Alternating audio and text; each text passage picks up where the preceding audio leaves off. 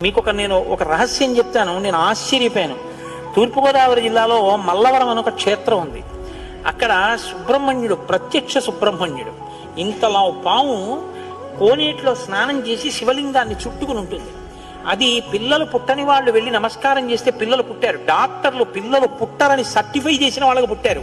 ముఖ్యమంత్రులు కూడా వెళ్ళారు పీఠాధిపతులు అక్కడికి. ఆ పాము కారణాంతరాల చేత శివలింగానికే తల కొట్టుకుని శరీరం వదిలితే ఇప్పుడు అలాగే ప్రతిష్ఠ చేశారు. అక్కడ నేను ఆశ్చర్యపోయింది ఏంటంటే, నాకు ఆ దేవస్థానం ధర్మకర్త ఒక ఆయన వచ్చి ఒకసారి ఒక మాట చెప్పారు. బిడ్డలు పుట్టరు అని డాక్టర్లు చెప్పేసినటువంటి వాళ్ళు సుబ్రహ్మణ్య షష్ఠి నాడు ఈ దేవాలయం వెనకాల పడుకుంటారు, వచ్చి బోర్లా పడుకుంటారు ఆడవాళ్ళు. వాళ్ళకి కునుకు పడుతుంది, కునుకు పట్టాక లేపేస్తాం. ఆ మరుసటి సంవత్సరం వాళ్ళు పసిపిల్లల్ని పట్టుకుని వస్తారండి అని చెప్పారు. నాకు అపనమ్మకం కాదు, చూడాలనిపించి కాకినాడ నుంచి చాలా మందిని కలిసి సుబ్రహ్మణ్య భుజంగ స్తోత్రం చేశారు శంకర భగవత్పాదులు. సుబ్రహ్మణ్య షష్ఠి నాడు ఆ దేవాలయంలో చదువుదామని అందరం కలిసి వెళ్ళాం. ఆ రోజు వాళ్ళు నా ప్రసంగం కూడా అక్కడ ఏర్పాటు చేశారు. మీరు నమ్మరు, నేను తెల్లబోయానండి.